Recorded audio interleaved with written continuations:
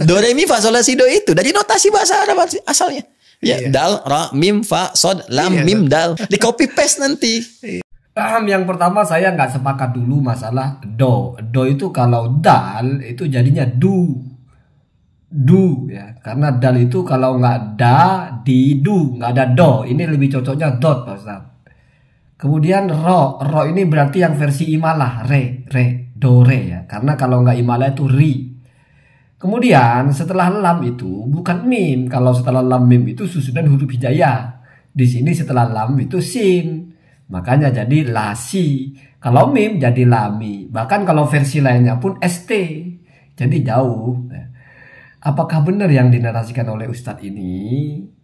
Ya nanti kita bahas dulu. Tetapi ada hal yang ingin saya sampaikan di balik masalah ini. Cuma sebelum itu alangkah baiknya kalau kita menyimak dulu bagaimana sejarah do re mi fa sol la si do itu ini, dan narasi berikut ini saya ambil dari pakar musik ya. Kita perhatikan. Tapi tahukah kamu siapa sih yang menciptakan sistem solmisasi ini? Pada awal abad ke-11, ada seorang biarawan Benediktin bernama Guido of Arezzo. Guido itu dikenal sebagai seseorang yang bisa mengajarkan lagu baru, plain song, chants kepada murid-muridnya dengan cepat. Padahal zaman dulu itu notasi musik tuh sangat nggak jelas ya, bentuknya disebut sebagai neomes. Dia cuma ada titik-titik dan garis-garis berbentuk yang beda banget sama notasi musik zaman sekarang.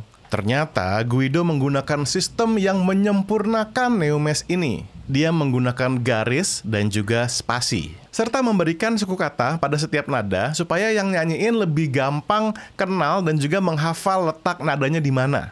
Guido juga menciptakan melodi himne untuk mempermudah murid-muridnya belajar sistem ini. Himne ini bernama Ut Queant Laxis atau Hymn of Saint John the Baptist, di mana setiap frasenya dimulai dengan nada yang naik step by step by step. Suku kata pertama tiap frase inilah yang kemudian kita kenal sebagai do re mi fa sol la sampai sekarang. Tapi dulu bukan do re mi fa sol la si do, melainkan ut re mi fa sol la. Kok depannya bukan do? Udah gitu kok nggak ada si-nya? Ya, pada awalnya gitu, aneh ya. Tapi kemudian dengan perkembangan musik, ut diganti dengan do oleh seorang musikolog Itali bernama Giovanni Battista Doni. Do. Kenapa sih diganti? Soalnya kalau huruf depannya dengan huruf konsonan seperti do lebih jelas daripada dengan huruf vokal seperti ut. Iya beneran, do-nya juga diambil dari Doni, dari namanya dia. Kalau kita perhatikan bahwasanya ternyata yang menyusun do re mi fa sol la si do itu yang awalnya bukan do tapi out itu adalah seorang pendeta. Wah, masuk akal ya. Karena pendeta itu ya mesti ngerti agama Islam juga, mesti tahu bahasa Arab juga. Ya, walaupun orang Perancis mungkin dulu apalagi sudah abad ke-9, Arab kan sudah maju pada waktu itu. Huruf hijaiyah mungkin sudah masyhur ya. Jadi mungkin pada waktu itu Arab sedang maju gitu ya, abad 9, abad 8 itu kan, abad 10 itu kan lagi bagus-bagusnya Islam itu. Sehingga kesantero itu bahasa Arab dikenal, huruf hijaiyah dikenal. Sehingga orang ini membuat musik biar agak religius gitu, ngambil dari bahasa Arab, bahasa yang dari agama samawi lah setidaknya gitu ya. Walaupun beliau kan bukan orang Islam, tetapi Arab kan nggak mesti Islam. Di Arab orang non Islam ya ada juga, non Islam yang orang Arab juga ada kan. Jadi sebagai bangsa ya, bukan sebagai agama gitu. Jadi masuk akal aja.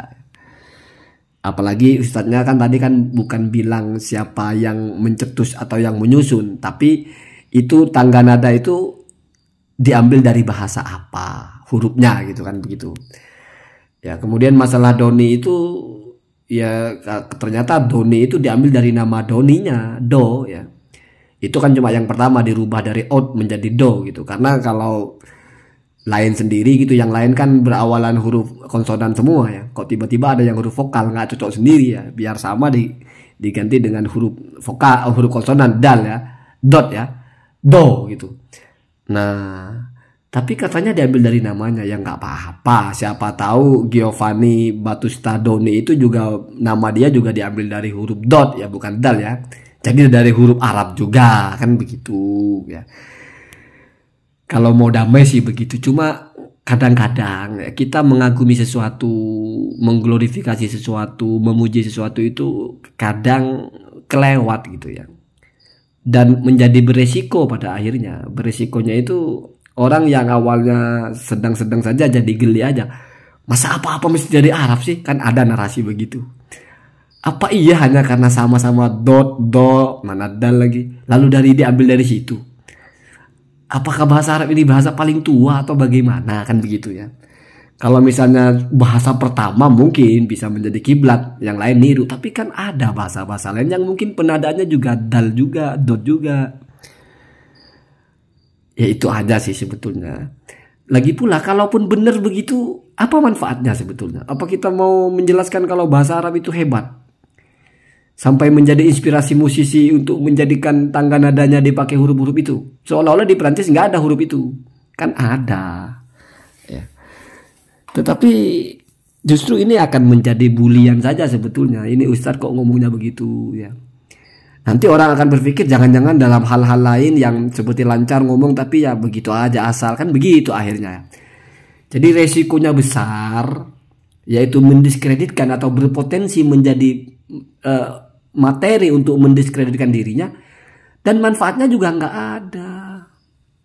Kita bangga dengan bahasa Arab jelas. Bahasa Arab itu bahasanya Al-Quran, bahasanya hadis, bahasanya kitab-kitab turos. Ulama menulis kitab itu yang kita kenal sampai sekarang itu semua berbahasa Arab. Walaupun mereka bukan orang Arab. Bahkan masyhur itu Imam Syibawahi itu bukan orang Arab. Tapi dia menulis ilmu tata bahasa Arab. Pakai bahasa Arab. Nggak mungkin pakai bahasa kampungnya.